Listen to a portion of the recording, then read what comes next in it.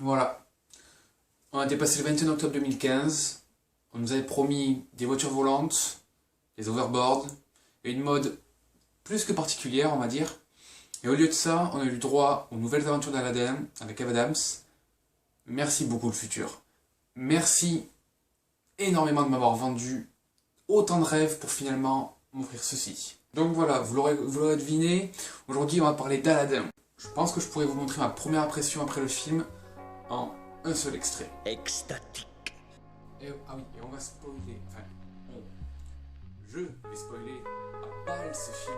Du coup, si vous ne l'avez pas vu et que vous souhaitez le voir, c'est déjà que soit vous êtes con, soit vous êtes extrêmement masochiste comme moi.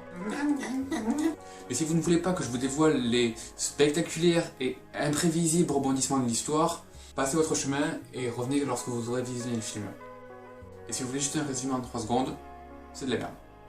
Du coup, maintenant que les masochistes sont partis, on va pouvoir parler du film en lui-même. Bon, commençons par le commencement, ça sera bien. Déjà, je ne peux m'empêcher d'avoir des relents de vomi lorsqu'un film commence avec la voix off de Cyril Hanouna. C'est déjà rien que là d'en parler, ça me travaille l'estomac. Voilà, le film a commencé depuis 3 secondes et il a déjà réussi à faire disparaître l'infime lueur d'espoir que j'avais à propos de ce film. 3 secondes il a fallu, 3. Donc, le film se sépare en 2 parties. Il y a l'histoire d'Aladdin, racontée à notre époque par Max, le rôle de Kev Adams, à des enfants pour Noël. On comprend que Max est, comme Aladdin, un voleur et un menteur qui fait croire à sa copine qu'il est un trader. Le principe des poupées russes et de l'histoire imbriquée dans une autre m'a personnellement fait penser au conte des Mille et une nuits, dont est tiré Aladdin, où une femme, pour échapper à son meurtre de la main de son mari, va lui raconter des contes chaque nuit pour lui donner suffisamment envie de connaître la suite des histoires pour rester en vie jusqu'à la nuit prochaine. Placer l'histoire d'Aladdin dans une histoire fictive peut permettre de comprendre le fait que des incohérences ou des anachronismes voulus du film soient présents, de par le fait que l'histoire ne soit pas réelle, mais bien le fruit de l'imagination du rôle de Kev. Le fait qu'il raconte une histoire en improvisant fait qu'il ne peut pas faire une histoire sans faille. Il est obligé de se contredire de temps en temps parce qu'il improvise, donc forcément il y a des faits qui vont s'entrecroiser et se contredire. C'est pour ça qu'une des blagues où un des protagonistes vient donner un hamburger de Quick à Aladdin peut plus ou moins se justifier. Alors après, je dis bien plus ou moins, hein, parce que ça ne justifie pas la présence de blagues comme ça. C'est juste que c'est moins illogique que si le film se plaçait dans une réelle histoire, qui n'était pas racontée, qui se déroulait réellement, où Aladdin serait vraiment un personnage du XIe siècle. Pour ceux qui ont vu le film, ça ne justifie pas non plus l'incohérence qui fait qu'Aladdin vole la rose d'or dans la caverne. Ça me fait étrangement penser à un ancien téléfilm que j'avais chassé de mon esprit jusque-là. Ne l'embrasse pas, Fantagaro, sinon il va se transformer en bête féroce et te dévorer. Tu vas y perdre la vie. Et moi, mon fils. Rien ne peut m'arrêter maintenant. Je ne veux pas rester ici. Je ne veux pas assister à cette horreur. Dans ce cas, tu n'as qu'à nous laisser seuls, va-t'en. Donc, pour ceux qui n'ont pas vu le film, Aladdin, hypnotisé par un sorcier pour qu'il récupère la lampe dans la caverne, et qu'il ne récupère que la lampe, sans voler autre chose, ressort de la caverne avec une lampe et une rose d'or. Ce qui est absolument illogique, car s'il avait été réellement hypnotisé, il n'aurait pas pu voler la rose, et comme on le voit quand il passe dans la salle au trésor, il agit comme presque comme un zombie en fait, et ne se préoccupe pas des richesses qu'il voit, étant donné qu'il est sous l'emprise du sort. Et s'il n'était pas réellement hypnotisé, qu'il faisait juste semblant de l'être en marchant comme un zombie, de un, c'est débile, parce qu'il n'y a pas besoin de faire semblant étant donné que personne ne peut le voir et que techniquement Aladdin ne sait pas qu'il est filmé par une caméra, et de ce fait il aurait dû voler tout ce qu'il pouvait transporter s'il n'était pas hypnotisé. Il n'aurait pas juste pris une pauvre rose d'or qui est toute fine et finalement sans grande valeur. Enfin, ça reste quand même de l'or, hein, mais c'est juste que il aurait pu mettre bien plus que ça dans ses poches. Bref, le Joker qui explique que oui, alors c'est normal, il y a des incohérences, mais bon, l'histoire n'est que racontée, donc c'est normal que tout ne s'imbrique pas parfaitement. n'est pas utilisable tout le temps. Enfin, au bout d'un moment, il faut assumer le fait que scénariste est un métier, et que c'est un métier qui n'est pas forcément fait pour tout le monde. Et que donc, si on n'est pas capable de faire une histoire cohérente, on n'écrit pas de film. Mais l'histoire d'Aladin n'est pas située dans un cadre réel où l'histoire se déroulerait vraiment, et où les gens dans le film jouent leur vie, comme dans un Seigneur des Anneaux par exemple, ou dans un Star Wars, où les gens meurent réellement. Enfin, sauf Gandalf. Smoke weed every day. D'ailleurs, j'avais apprécié le fait qu'on tue William Lebguil, Khalid dans le film et Slimane dans Soda, vers le tiers du film à peu près, justement parce que ça donnait un côté dramatique au film, et sa mort est finalement presque touchante finalement. Et du coup, quand cette scène est arrivée, je me suis dit, putain, ils ont osé tuer un personnage principal dans une comédie française tout public, axé sur les gosses, chapeau. Franchement, fallait oser. Mais finalement, non. Car, justement, le fait que ce soit une histoire racontée et non une véritable action irréversible, désamorce toute possibilité de scène dramatique, car quand quelque chose ne plaît pas aux auditeurs, donc à savoir les enfants, ils gueulent contre Kev Adams qui raconte l'histoire, et lui se débrouille pour se rattraper. Donc ici, l'action n'est pas réelle, les personnages ne sont pas vraiment en danger puisqu'ils n'existent pas dans notre réalité, et qui peuvent être sauvés à n'importe quel moment par le narrateur. Du coup, cela entraîne un problème majeur du film. On s'en fout. On s'en fout parce qu'on connaît déjà l'histoire, que ce soit en ayant lu Les Contes des Mille et Une Nuits, ou, comme la plupart d'entre nous je suppose, en ayant vu le film de Disney. Et comme on connaît déjà la fin, on ne s'intéresse pas foncièrement à l'histoire. Et comme justement l'histoire n'est pas ici le plus important, de par le fait qu'on la connaît déjà, on aurait pu s'attendre à ce que les scénaristes se penchent sur l'humour et la pertinence des blagues. Mais bon, ce n'est pas le cas, on va pas se mentir, ce sont des blagues qui sont soit absurdes, soit du niveau de cours d'école, ou alors qui sont soit des références à la culture un peu geek qui a le vent en poupe ces dernières années, et qui pourra à peine nous faire esquisser un sourire. Rejoins-moi du côté obscur. C'est où? C'est juste à côté là. Voilà, je pense que cette blague, ça va être la meilleure du film, je pense. C'est dire. Et en plus, elle est dans la bande-annonce. Du coup, en regardant la bande-annonce, vous verrez la seule blague potentiellement drôle du film, de 1h45. Et le fait est que finalement, chaque événement trop rude peut être rayé de la linéarité de l'histoire d'un simple ah oui, mais en fait, il a été transpercé par un couteau, mais il a survécu parce que, eh bien, en fait, il a été sauvé par le frère de l'homme qui a été tué par le vizir. Et ce frère est docteur, et donc il a sauvé le gentil pour le remercier d'avoir combattu le vizir. Même si, bon, le gentil a perdu son combat contre le vizir parce que c'est une sous-merde, et que s'il avait gagné le combat, le film n'aurait duré que 20 minutes. Mais bon, il a tenu tête au méchant, et c'est ça qui compte, et donc c'est pour ça qu'il l'a sauvé. Ouais, mais c'est complètement con ce que tu me dis là, ça explique rien du tout. Enfin, il a eu une flèche plantée dans son cœur, sans parler du déplacement qu'ils ont dû faire pour aller jusqu'à la maison du docteur. C'est pas logique, il aurait dû mourir 20 fois au moins. Bon écoute, ta gueule, c'est magique, d'accord? Une explication comme ça rend l'histoire bien moins captivante, et donc on n'arrive pas à rentrer dedans, du fait que l'on est constamment interrompu par les enfants qui râlent parce que l'histoire ne se passe pas comme il aurait voulu. Et puis le pire, ce n'est pas qu'ils utilisent cette facilité pour une situation précise, c'est qu'ils utilisent l'excuse du frère médecin 2 fois dans le film. 2 putains de fois. Dans un même film de 1h45. Excellente inspiration.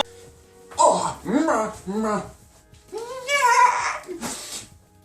ici, les enfants qui sont donc à peu près le Deus Ex Machina du film ne peuvent pas justifier le manque flagrant d'inspiration des rebondissements et des blagues qui reviennent toutes 2 voire 3 fois dans le film, que ce soit le vizir qui parle tout seul, la blague du « je suis ton père », et le frère médecin, etc.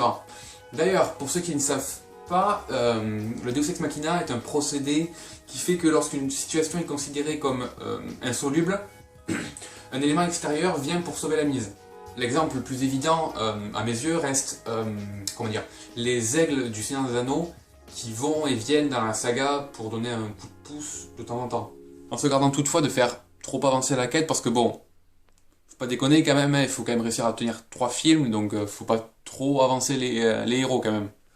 Mais du fait qu'on désamorce les enjeux dès qu'ils arrivent, ça casse tout l'intérêt du film.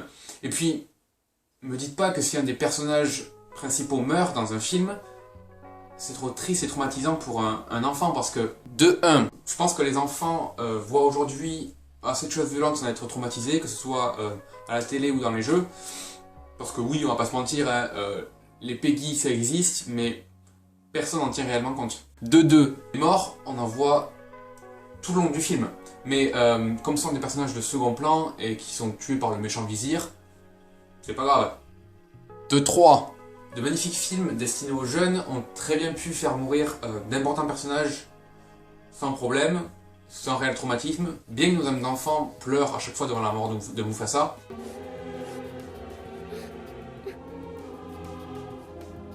Parce que oui, hein, attention spoiler, dans Le Roi Lion, Mufasa meurt. Encore une fois, Mufasa. Pour ceux qui ne savaient pas, désolé pour le spoiler, l'histoire de base du Roi Lion, savoir Hamlet de Shakespeare, n'a que plus de 400 ans après tout. De 4. On aurait très bien pu faire renaître l'ami d'Aladin par la suite. Enfin, Aladin, dans ce film, il a 7 vœux. 7. Vous allez pas me dire que il en a pas assez pour faire renaître son pote. Et ne me dites pas non plus que oui, alors oui, à la fin, il ne lui reste qu'un vœu, et comme il veut sauver le génie, il est obligé de garder ce vœu-là, donc il n'aura pas pu faire ressusciter son ami. Parce que comme excuse, c'est absolument débile. En effet, admettons que son ami soit réellement mort, qu'il n'ait pas changé l'histoire pour faire en sorte que le frère médecin soit intervenu. Du coup, étant mort, il ne peut pas courtiser la princesse. Comme il ne peut pas courtiser la princesse, Aladdin n'a pas à utiliser un ou plusieurs vœux pour contrecarrer les plans du vizir. Comme il n'a pas à contrecarrer ses plans, il reste des vœux en rab pour sauver son ami à la fin. Et même en admettant qu'il n'aurait pas eu assez de vœux ou que les plans du vizir auraient changé, donc il aurait quand même dû utiliser des vœux en plus, Aladdin aurait quand même pu, à la fin, au lieu d'utiliser son dernier vœu sur le génie, il aurait quand même pu ressusciter son ami. Son ami ressuscité, Aladdin aurait pu donner la lampe à son ami et lui dire « Écoute, je t'ai sauvé, c'est grâce au génie, alors maintenant pour le remercier, tu utilises, à la limite tu peux utiliser 2 vœux pour faire ce que tu veux, et le troisième tu l'utilises pour sauver le génie qui, lui, t'a sauvé la vie. » Ça aurait été normal. Donc de ce fait, il y avait donc bien des solutions pour sauver Khalid, sans tomber dans cette bassesse et facilité de scénario, c'est QFD. Après, le film n'a pas pour autant que des défauts, loin de là. Enfin, il a finalement reçu le même traitement que les 4 Fantastiques, il y a de cela pas très longtemps.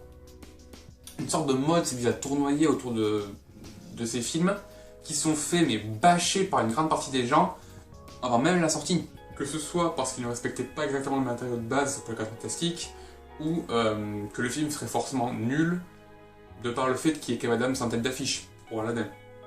Mais là où la haine développée pour les 4 Fantastiques était vraiment injuste à mon goût, car le film avait vraiment un bon fond et de bonnes idées, et qu'il avait eu une réalisation chaotique, qui fait qu'il n'avait pas forcément les bonnes cartes en main pour sa sortie.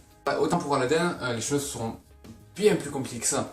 On peut donc néanmoins souligner les quelques bons points du film, notamment le fait que les quelques combats qu'il offre sont bien orchestrés, bien tournés. Et d'ailleurs, la direction artistique et les effets spéciaux sont plus que corrects, et même avec de bonnes idées sur le niveau esthétique, que Jean-Paul Rouve fait un bon vizir. Il y a aussi un petit bonus à Kev Adams et à William Labguil pour se diversifier un peu de leur rôle habituel, tout en restant tout de même assez proche des plates-bandes que le public leur confère quand même, faut pas déconner. Mais on peut quand même tout de même souligner l'effort, on va dire, qui a été fait, aussi mince soit-il. Par contre, Vanessa Guide, dans le rôle de Shalia, est d'un mauvais dans ce film, c'est absolument affligeant. On voit acteur comme scénariste, c'est un métier. Et encore, si vous croyez qu'on a touché le fond, croyez-moi, ce n'est pas le cas. Vous voulez savoir ce qu'il peut y avoir de pire dans un film comme ça? Des chansons. Et ouais, ils ont osé mettre des chansons dans un film Aladdin.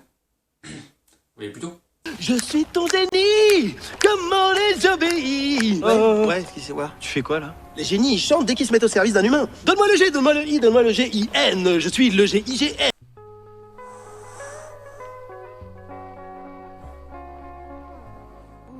Je patauge dans l'imbécilité. Ouais. Robbie Williams doit tellement se retourner dans sa tombe à l'heure qu'il est. Bon, outre le fait que le côté comique et absurde de la scène est visiblement loupé, parce que oui, on était censé rire à la blague du GIGN, c'est juste blasphématoire de mettre un passage aussi raté, chanté qui plus est, à ce moment précis. Enfin, le film est nul, soit, mais marcher sur les traces du Aladdin Disney en mettant une chanson à l'arrivée du génie, c'est juste intolérable. Enfin, ce film devrait s'appeler « Mais comment violer mon enfance en 1h45 ». Ce film a irrémédiablement et à jamais terni mon image de ceci. Je suis ton meilleur ami.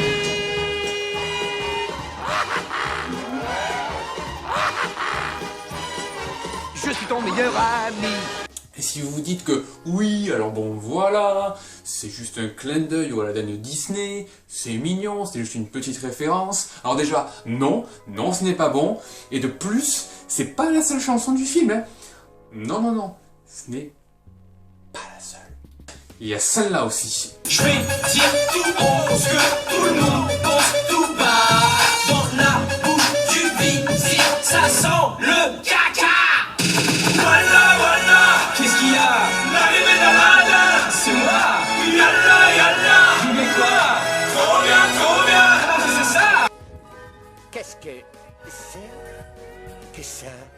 Et arriverez-vous à deviner à quelle chanson Yalla fait référence dans le film de Disney, qui est ô combien meilleur que cet étron? Il a vaincu une armée. Tout seul avec son épée. La terreur des ennemis, c'est Brassani.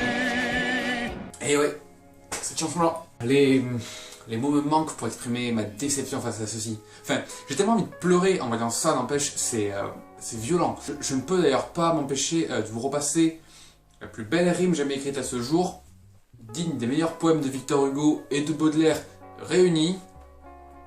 Ceci. Je vais dire tout haut ce que tout le monde pense tout bas. Dans la bouche du vizir, ça sent le caca. Je n'ai visiblement rien de plus à ajouter à la critique de cette chanson, si ce n'est qu'elle Sent le caca. Après, on ne s'attardera pas sur le fait que les homosexuels sont traités comme de la merde, mais avec des blagues, mais d'une bassesse incommensurable, parce que je sens que ça va vite m'énerver. Et j'avoue que j'ai pas très envie d'oublier les quelques bons points que j'ai réussi à trouver à ce film en parlant de ça. On ne parlera donc pas non plus du fait que, selon le film, un homme qui a une panne avec une femme parce qu'il ne la trouve visiblement pas belle et pas attirante, sera forcément soit une couille molle, soit un gay. Tout à fait logique. C'est vrai que ça coule de source que n'importe quel homme a forcément une troisième jambe à chaque fois qu'une fille est à côté de lui, même s'il n'est pas attiré par elle. Pas vrai les mecs? Du coup, le film est finalement pire que ce que je pensais au départ, parce que l'image qu'il véhicule est mauvaise. Et dans une société où les droits des femmes et des homosexuels sont parfois durs à s'affirmer dans les mentalités des gens, ce film ne sert à rien de plus qu'à les faire régresser. Et c'est dangereux. Mais pourquoi me direz-vous? Parce que ce genre de film, des tonnes de gens vont aller le voir. Des jeunes pour la plupart en plus. Parce que, admettons-le, Kev Adams n'est la star que des ados, voire même des pré-ados. Du coup, quand le réalisateur nous dit ça... L'objectif c'était de faire un film pour adultes qui plaira aux enfants. Ouais. Tais-toi, juste tais-toi parce que c'est mal de mentir et c'est pire de se mentir à soi-même. Et donc, comme les jeunes vont aller voir ça, ils vont assimiler les blagues homophobes. Le sexisme aussi, parce que forcément il y a aussi des blagues sur les femmes, parce que voilà, c'est la base. Ça deviendra peut-être même des blagues cultes de la génération et l'idée se transmettra donc à travers les prochaines générations de réalisateurs, de scénaristes et d'humoristes qui auront aimé ce film dans leur jeunesse. Et donc le cercle vicieux qu'il y a là est juste horrible. Du coup, je n'apprécie pas la forme du film et le fond n'est pas louable non plus parce que de prendre des stars éphémères comme Kev Adams ou Audrey Lamy pour attirer les jeunes, et de mettre 2-3 personnes plus connues des parents, comme Jean-Paul Rouve ou Michel Blanc, pour les attirer aussi, c'est rien de plus qu'un énorme traquenard, mais commercial, mais tellement bien maquillé. Donc c'est pas jouable. D'autant plus qu'après il y a aussi plein de caméos, notamment La Fouine, qui ne sert concrètement pas grand chose, mis à part à ce qui touche tous leur petit chèque. Bref, je vais pas m'éterniser plus que ça sur les nouvelles aventures d'Aladin. La vidéo sera déjà assez longue comme ça, je pense.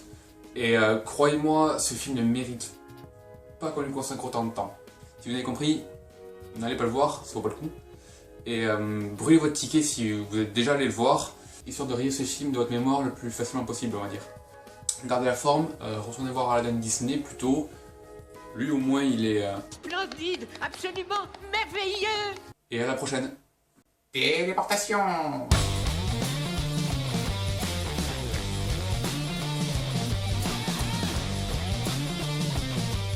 Je meurs. On peut donc néanmoins souligner les quelques bons films... Oh, quelques bons films du point.